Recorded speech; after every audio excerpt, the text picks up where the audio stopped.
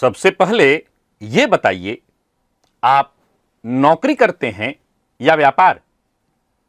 अगर आप नौकरी करते हैं तो मैं आपसे यह कहूंगा कि आप जन्म कुंडली का दशम भाव नहीं, जन्म कुंडली का तृतीय भाव देखिए। और अगर आप व्यापार करते हैं तो मैं आपसे यह कहूंगा कि जन्म कुंडली का सप्तम भाव नहीं, जन्म कुंडली का द्वादश भाव देखिए। आप कहेंगे ये कैसी उल्टी बात बता रहे हैं आप। आज इसी अद्भुत विषय पर चर्चा है।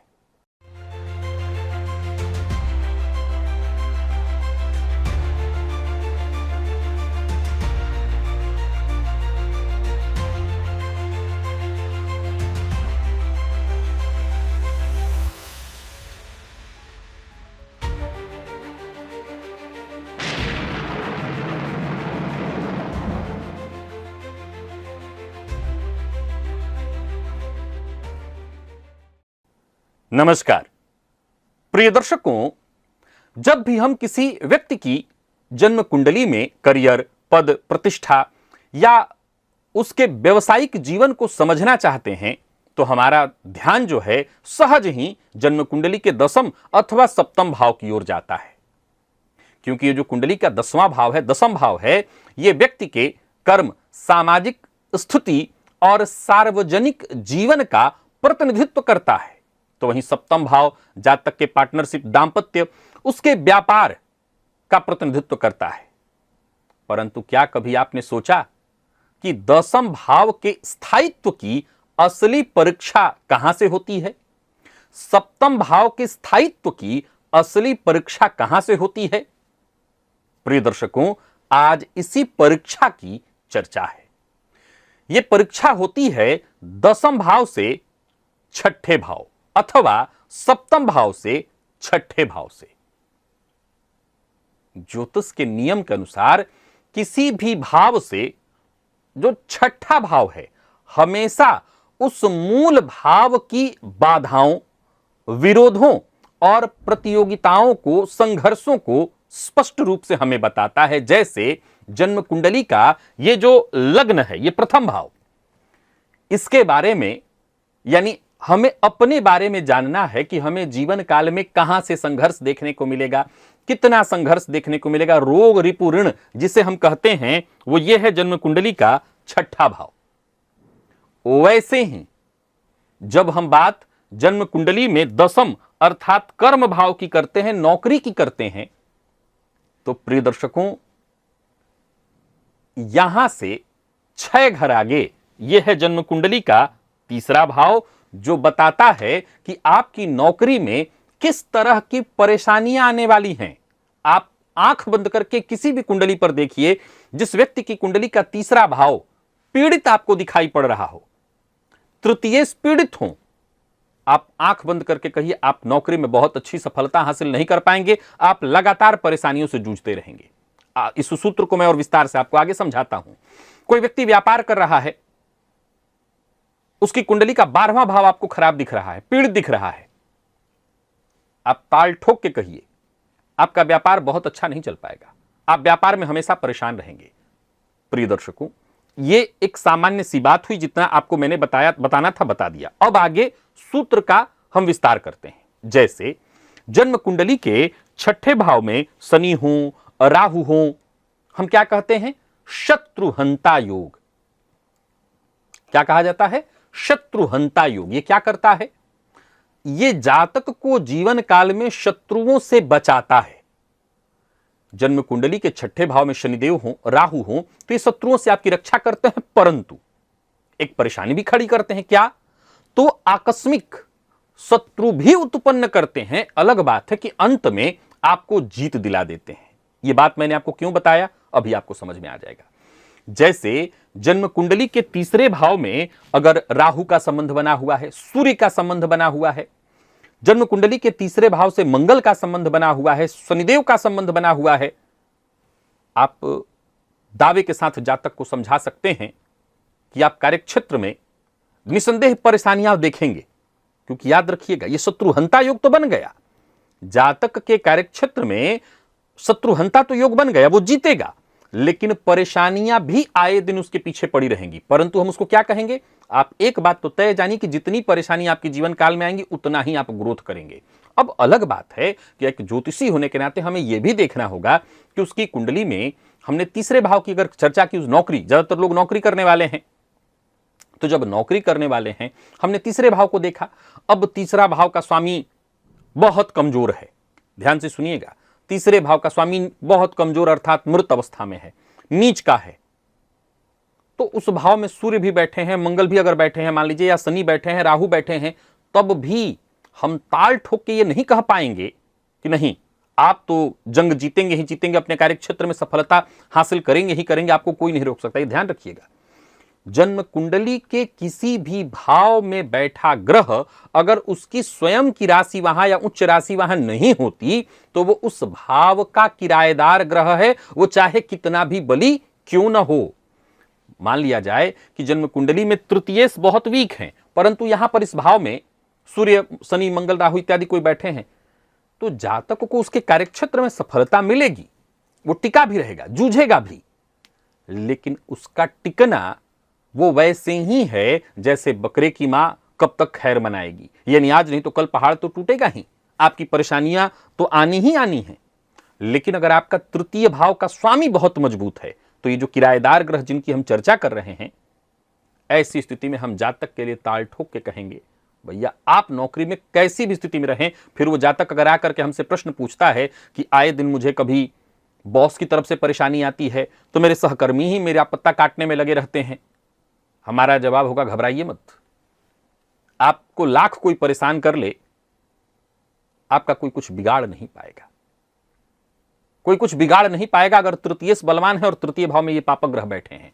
अब बारी आती है कि तृतीयेश बलवान है लेकिन तृतीय भाव में शुभ ग्रह बैठे हैं, ध्यान से सुनिएगा, तृतीयेश बलवान है और तृतीय भाव में शुभ ग्रह बैठे हैं, तो इस बात को कैसे हम समझेंगे? यहां से समझेंगे। प्रिय दर्शकों, जन्म कुंडली के छठे भाव में जब शुभ ग्रह होते हैं तो जानते हैं क्या होता है? शुभ ग्रह आपके जीवन में परेशानियां कम आने देते हैं, नहीं आने देते हैं। जैसे जन्म कुंडली के छठे भाव में अगर शुभ ग्रह हो तो वो क्या करते हैं? वो परेशानियों को आने ही नहीं देते हैं। पापक ग्रह क्या करते हैं? शुभ ग्रह और पापक ग्रह में यही भेद है कि पापक ग्रह परेशानियों को पहले लाते हैं और अंततोगत्वा उस पर आपको जीत दिला देते हैं। शुभ ग्रह स्वयं का बल तो खो देते हैं, उनकी शुभता खत्म हो जाती है, परंतु परेशानियों को भी नहीं आने देते हैं आपके जीवन काल में। यह सिद्धांत क्लियर हो गया।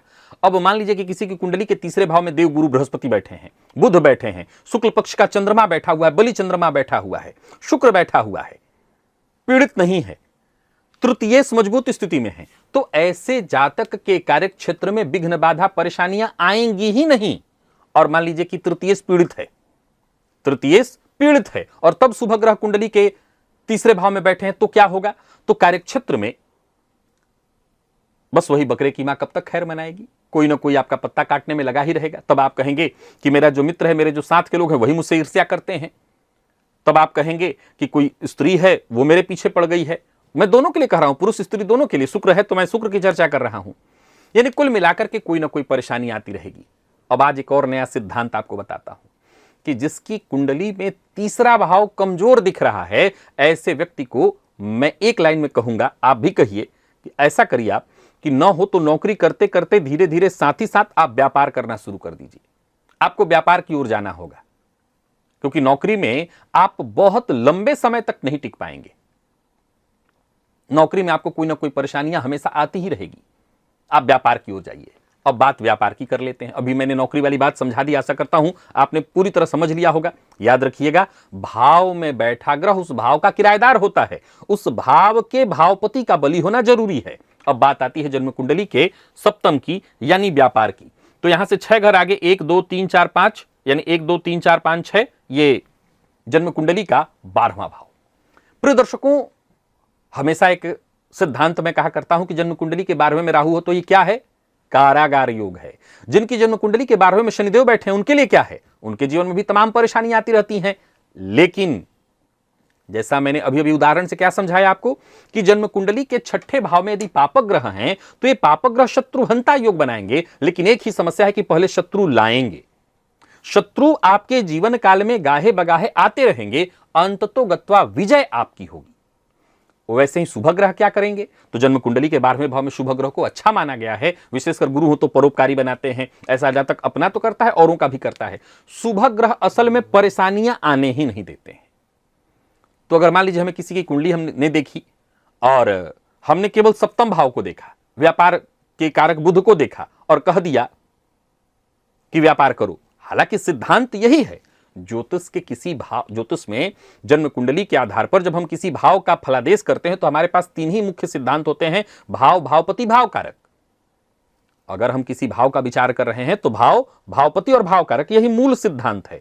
लेकिन आज मैं आपको क्या बता रहा हूं कि उस भाव से छठा भाव इस बात की सूचना देता है कि उस भाव से संबंधित कैसी कैसी परेशानियां उसके जीवन में आएंगी। अब मान लिया जाए कि किसी कुंडली के 12वें भाव में यहां पर राहु बैठे हुए हैं, परंतु उस जातक का जो ये 10वां भाव है, माफ करिएगा 7वां भाव है, ये बहुत बलवान है। ध्यान से सुनिएगा, अब सिद्धांत समझा रहा हूं एक और। 7वां भाव उसका बहुत बलवान है, तो हमने उसको कहा व्यापार करिए। प्रिय दर्शकों, अब यह ध्यान रखना है कि अगर वो व्यापार कर रहा है और 12वें का राहु है तो क्या करेगा?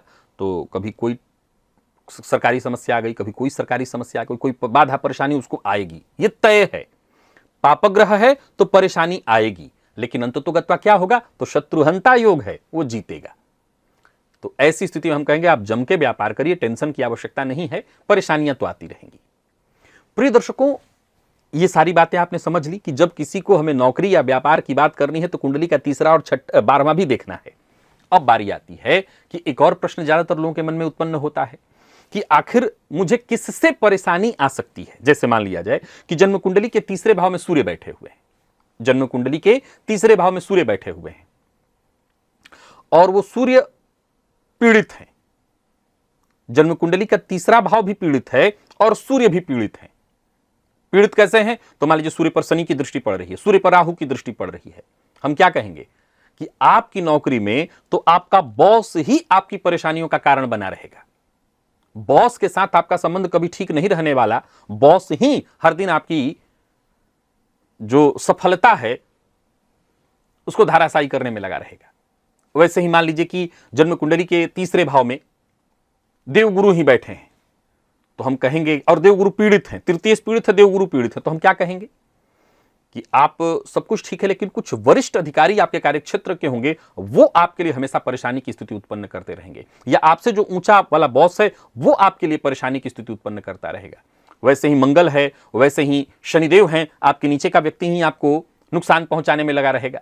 हम ये कहेंगे ठीक यही बात अब 12वें पर भी लागू कर लीजिए कि जन्म कुंडली के 12वें भाव में सूर्य पीड़ित अवस्था में दिखाई पड़ रहे हैं, तो हम क्या कहेंगे?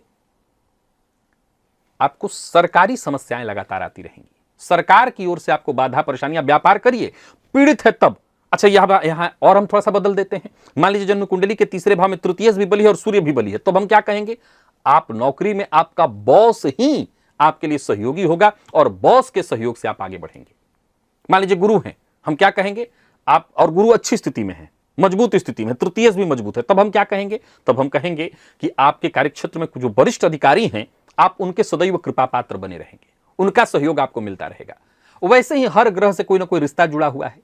जन्म कुंडली के 12वें से मान लीजिए शुक्र का संबंध बना हुआ है, पीड़ित है शुक्र, द्वादशेश भी पीड़ित है और आप व्यापार कर रहे हैं, तो हम क्या कहेंगे? भैया आप सजग रहिएगा, सतर्क रहिएगा, क्योंकि आपके लिए स्त्री वर्ग विशेष खतरा उत्पन्न करने वाली है। आप स्त्री के साथ जरा ऐसा व्यवहार करिए कि फंस मत जाइएगा, स्त्री ही आपकी परेशानी का, बर्बादी का कारण बनने वाली है। तो जन्म कुंडली के 3रे और 6वें भाव को देखिए और इससे तय करिए कि आपको नौकरी करना चाहिए या व्यापार। आशा करता हूं आज का यह विषय आपने भली भांति समझा होगा। यह आनंददायी ही नहीं था, बेहद ज्ञानवर्धक था। अगर आपको ज्योतिष में रुचि है तो इस विषय को आपको औरों को भी बताना चाहिए। मुझे इजाजत दीजिए, पुनः मुलाकात होगी, तब तक के लिए नमस्कार।